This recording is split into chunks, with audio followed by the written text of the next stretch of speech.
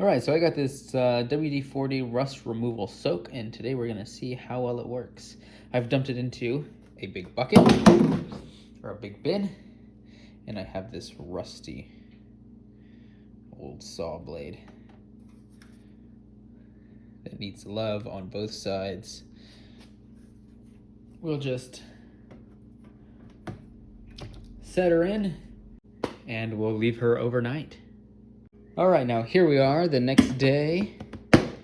We'll open this up. We can already see there's some color change in the liquid here.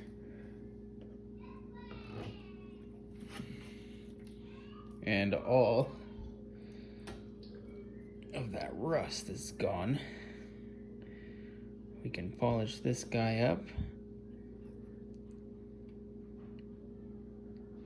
Give it a sharpen and it's ready to use.